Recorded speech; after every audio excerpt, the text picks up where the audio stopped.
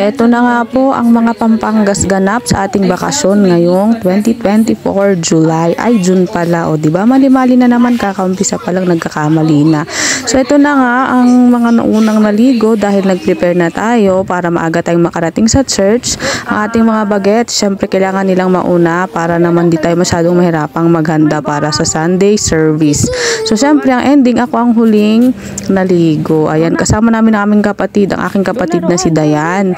Dahil siyang mag-guide sa atin papunta sa church. Actually, niyaya ko siyang magsimba pero makikita nyo mamaya siya rin naman ang magtitreat ng ating lunch. Dahil ang inyong Marion ay lumihiling ng masarap na pagkain. So, ito na nga mainit-init kaya naman po gumagamit tayo ng payong dyan habang maghanap tayo ng tricycle para naman sa ating sasakyan. So, ito na nga. O, diba nakahawak pa ako sa buhok ko kasi basa pa siya kaya hindi ko muna tinalian. O, diba? O, hawak ever sa ating buhok dahil mahangin sa tricycle. Pero ganun pa man, enjoy na enjoy ako. Dahil minsan lamang mangyari ang pagsakay sa tricycle, isang beses lamang sa isang taon. O, diba? Ito na nga tayo. Pabiyahe tayo para maghanap ng ating masasakyan na jeep ulit. Punta tayo sa may crossing. Hintayin natin matapos tayong sumakay ng tricycle. Pagbaba natin dyan, sasakay tayo ng jeep. Ayan, dalawang sakay lamang naman po ang pagpunta natin para makarating tayo sa church ng CCF Angeles, Pampanga. So, ayan, biyahe tayo. Ang ganda rin naman pala dito sa sa Angeles o dito sa Pampanga. Maraming mga buildings, marami ding mga infrastructure, whatever mo infrastructure ang nakita ko. So, dito na tayo sa CCF Angeles, Pampanga. So, yan. Meron silang welcome, ano bang tawag dyan? Billboard ba yan? Basta yun, markers, whatever, markings. Ayan, so picture-picture muna sabi ng kapatid kong si Dayan, o dyan you stand up Marion and I'll take a picture of you. So, syempre, pagkatapos nyan, kami naman ang sumunod para naman may remembrance tayo sa Angeles CCF. So, ayan, papunta na tayo, papasok na tayo ng kanilang hall. Baka naman pong ini-imagine ninyo ay yung malaking simbahan. Ang mga katulad po kasi naming born again Christian guys. So, meron lang tayong hall na pagsisambahan. Okay na po yun. Hindi po tayo yung malalaking church na ini-expect ninyo. Well, anyways, ganun pa man. Pare-pareho naman tayo ng may faith. Ayan, ganyan po yung ating hall na pagsisimbahan. So, ayan si Marion, very friendly talaga. Sabi ng kanyang tita, meron kasing every Sunday school. So, sabi ng tita niya, pumunta ka doon at maki-attend ka ng Sunday school. Wala siyang inisip na iba. Hindi siya nagdalawang isip guys. Sumunta na siya agad. So, nakipagkilala na siya doon sa mga bagong magiging kaibigan niya. So, habang kami ay pataas naman sa hall ng church. So, eto, alam niyo ba pagkapasok namin, sabi ko, wow, apakalamig parang asa Baguio. Parang yaman ng church nila kasi aircon agad. Ayan, aircon yung buong hall. So, ayan, papakita ko sa inyo ang papasok. O, diba? Siyempre, hinahiblad naman ng lola nyo dahil nagsisitakbuhan ng mga bagets. Ayan, o, diba? Nakakaloka kahit saang lugar ng mga bata talaga may pagkakulit. Ayan, so umakyat-akyat sila sa may hagdan, mapasok ng hall, baba-akyat. Imbis na papunta na tayo sa loob ng hall, naghabol-habol pa tayo. So, ayan na nga ang loob ng ating church. Welcome po sa CCF Angeles. Samahan nyo kaming mag-attend ng Sunday service dito po. Ayan, so ang daming upuan. That means na maraming uma-attend. Siguro 100 of people kung di ako nagkakamali. Pero syempre hindi ko naman nabinilang. Actually, first na service ang nauna kaya may mga natira pang mga tao. Naghintay na lamang kami ng service sa oras na iyan. Next service para naman maka-attend tayo. So, live streaming pa rin tayo kapag dito sa CCF Angeles kasi per satellite yan guys. Kaya ganun pa man, maganda pa rin na nag-attend ng church na may mga kasamahan ka na kapatiran sa church. So, syempre, makikipagkilala din tayo dyan. So, after ng church, ng service, sinundo ko na si Marion sa Sunday school. Ayan, meron kasi siyang nakuhang toy at pinasa niya na yung activity na binigay sa kanya ng teacher niya. Ayan, nag-enjoy naman siya pero nagtantrum siya guys. Hindi naman halata Ayan, nagtantrum siya kasi meron siyang toy na gustong kunin, hindi niya nakuha.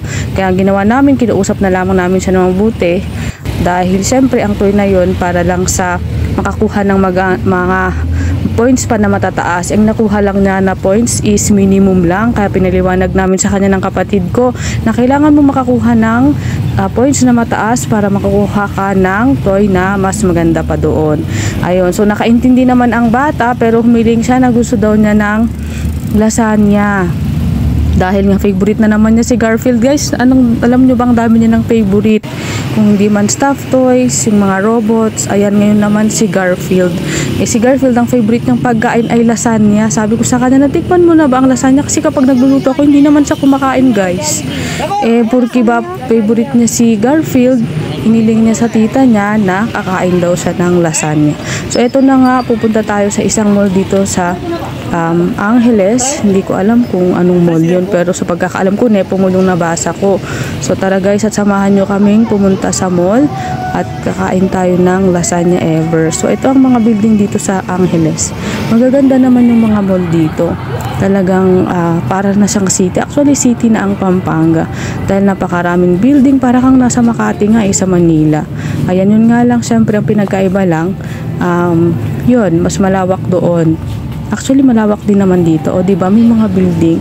Pero alam nyo pala ang Pampanga guys, maraming mga offered na jobs dito. O diba, kung pwede lang lumipat at magtrabaho na rin ako dito, kaso may alaga pa akong 2 bagets. So hindi pa tayo pwedeng magtrabaho. Namimiss ko na rin kasi ang magtrabaho, sa totoo lang. Pero pinili ko ng buhay ng pagiging nanay. Syempre, ganun na lang ang ating tututukan, ang responsibility natin ng pagiging nanay. So ayan ang Green Store dito sa Angeles. Kaya lang, o diba, nakakita na naman ng laruan. Toy booth si Marion. Kaya sabi niya sa tita niya, tara doon, tignan natin, baka may toys ako magustuhan. Pero sabi namin, kain muna tayo dahil nagugutom na kami. Kasi yung second service natin guys, 12 o'clock ng tanghali. Kaya syempre, gutom na ang mga bagets. Though, nag-breakfast naman tayo para hindi magutom ang mga bata. So sabi namin, balik muna tayo sa Grinch para kumain. Kaya nag-order lang naman kami, syempre ng paborito niya ang lasagna, at hindi ko alam kung paborito talaga na yun dahil first time lang naman niyang kumain nang nagustuhan niya. Pero iyan, nagustuhan naman niya yung kanyang in-order. So syempre, kailangan nating mag-hard meal, kaya nagkanin naman ako guys. Kaya hindi na namin kinuha na ng pagkain si Roan dahil hindi naman niya maubos ang isang meal. Ang ginawa ko, sinubuan ko na lang siya. At yung anak kong si Marion, isang meal para sa kanya. Dahil ang pinili niya nga ay lasagna. Ay naku, ang mga bata talaga ngayon kakaiba na sila. Masyado na silang demanding. Pero dapat, syempre, kailangang i-discipline pa rin natin at i-control natin ang mga bata. Dahil may limitation naman ang kanilang bawat hihilingin at hindi lahat ng kanilang gusto ay naibibigay. Pero pagkain naman ito, kaya hindi natin pwedeng ipagdamot. Hindi na natin, papagod akong magsalita. O diba? Masarap daw. Dahil paborito din niya ang mga tinapay. Ewan ko ba, parang Amerikano ang batang ito. Tinapay, milit siya sa tinapay, mga lasagna, pizza. Ayan ang mga paborito niya. Hindi naman masyadong healthy ang mga yun, ano?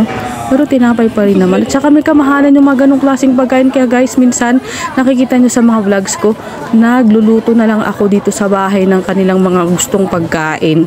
Para naman healthy at alam mo na hindi siya, alam mo, maraming preservatives at mamit natin yung kanilang mga gustong pagkain. So may kikwento lang ako sa inyo. Alam nyo ba, nung mga kabataan ko, siguro bata-bata pa ako, nung nagtrabaho din ako sa Greenwich mga ilang taon din habang nag-aaral ako. So yun lamang, ayan, palabas na tayo ng mall, bumalik tayo sa booth sa laruan. Kaso sabi ko kay Marion, wag nang masyadong bumili ng laruan dahil hindi naman yan maiuuwi at hindi niya naman yan malalaro. Isang laro lang o wala na, hindi na nila gusto. Ganun naman ang mga bata. Kaya naman sabi ko, wag na tayong bumili ng laruan, pagkain na lang. So suggestion ng tita niya, punta na lang tayo sa my mall, Robinsons pala, dito sa Nepo Mall. Yun ang mall nila na ayun, pwede kang bumili ng mga pagkain. Ayan, pagod ako magsalita, dire-diretso kung vinoise over ang ating video for today. So pagkatapos nga namin bumili ng pagkain sa my mall, dumaan kami dito sa my Red Ribbon para bilihan naman ng pasalubong yung mama ko. Yung, alam mo yun, yung makakain niya, yung katulad ng cake, yung malambot. Ayun, alam niyo naman ang mga matatanda. Medyo, basta yun, hindi ko na i-reveal. So ayan, dito na tayo sa labas. Pauwi na rin tayo. Naghanap tayo ng masasakyan. Ayan, nagdakad-dakad pa rin tayo dyan. Ayan, inilibot ko kayo ng kaunti para naman makita nyo ang itsura ng ating pinuntahan sa mga araw na ito. So, ayun, para talaga siyang Manila City. City na city ang Angeles, Pampanga. So, ayan, Angeles. So, basta yun, hindi ko na alam kung nasa na tayo. Basta nilibot tayo ng aking kapatid at nilibot ko na rin kayo. So eto na, pauwi na tayo sa ating bahay. Nakata-tricycle na tayo guys. Ayan, tignan mo si Marion. Ayaw na yung hangin sa tricycle kasi syempre hindi naman siya sanay. Ayan, ito na, pauwi na tayo. Binilisan na lang natin.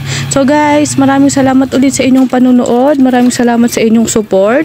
Hope to see you on my next video po sa ating family vlog. Maraming salamat. God bless po sa ating lahat. At wag po kayong magsasawa na manood ng ating mga videos. Don't forget to subscribe, like, and comment down below kung may nais kayong sabihin. At kung bago ka sa aking channel, ayan, don't forget to click the notification bell. Bye!